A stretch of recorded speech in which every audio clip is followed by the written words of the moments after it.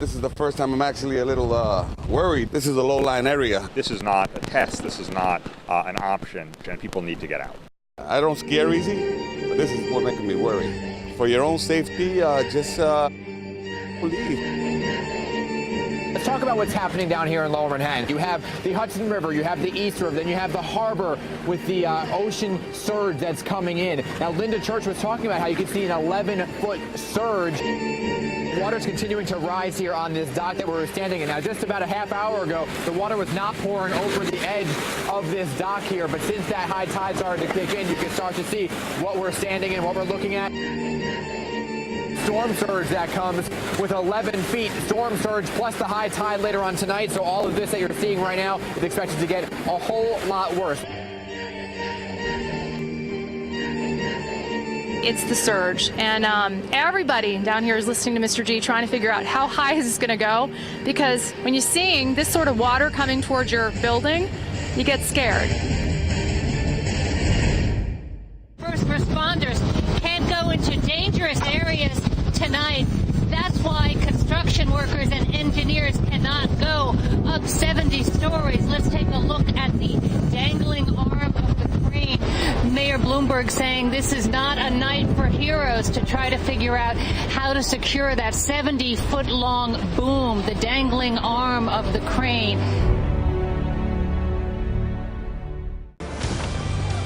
That massive explosion, there's some video of it right there if you're able to see your screen right now at the Con Ed plant.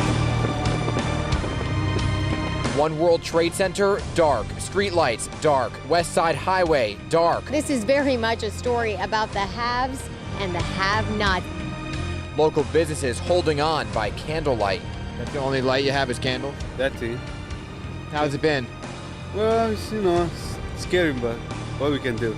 These two men walking the pitch-black streets with flashlights on a mission to find what many need this morning. I mean, out here, you're with a flashlight, you're walking around. What are you doing out this early? I'm looking for some gas to start the generator. I'm here at Tisch Hospital, NYU Medical Center.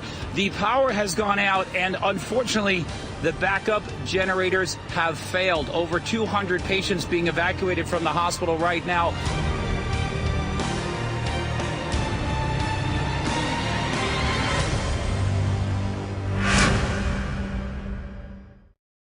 Now that it's daylight, you're really starting to get a sense of the damage. Speaking of that damage, let's show you as the winds are picking up right now. And take a look at this building right here. This is on 14th Street and 8th Avenue.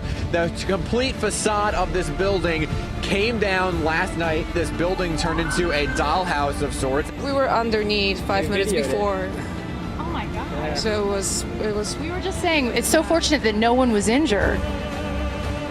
To be honest, not very much is open right now. Absolutely, that's a shot of the Brooklyn Midtown Tunnel right there, and you can see absolutely flooded.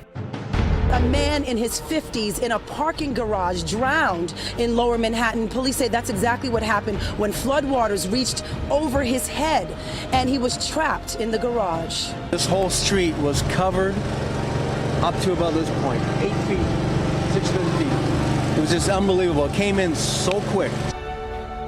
Bellevue Hospital, now the next major New York hospital, forced to evacuate because of power problems. Take a look behind me. It is in virtual darkness. A full evacuation would be necessary. For that reason, you see a line of ambulances, EMS crews here from around the country. No idea how they got him down 21 flights of stairs. It's pitch black in there. You can see people pushing and shoving their way onto an MTA bus headed over the Queensboro Bridge. And when you finally made it onto the bus after a really long wait, well, buses ran on their regular route. And in its 100-year history, as you've been saying, the city subway system has never faced a disaster as devastating as what it was hit with last night. Let's talk about the creepy feeling that's going on here in Lower Manhattan this morning because there is no power. So all that transportation now, people are going to start driving around, but look at the traffic lights. There's no power in this area, so the traffic lights are out, and you have a convergence of cars that are on the road. I can tell you this, further south from where I'm standing here on West Broadway, down at the Battery, everything that's underneath, all of the basements, etc., boom, still underwater. People have been in the dark for nearly 5 days and they need supplies badly. And today is the day. A shipment just came in. What's your big question? When we're going to get the lights back? It's It's terrible, isn't it? Yes, it is. We're living in fear. Suffering on Stanton Street, thousands still without power in Lower Manhattan. Families are desperate for hot food and supplies. What's happening? No one knows. MTA electrical crews are still working to restore power to the western tube of the tunnel. There was a white water rapid of water running into the tunnel. Tonight, good news. Starting at 6 a.m. tomorrow morning, the tunnel will be open to traffic. There is light at the end of the tunnel.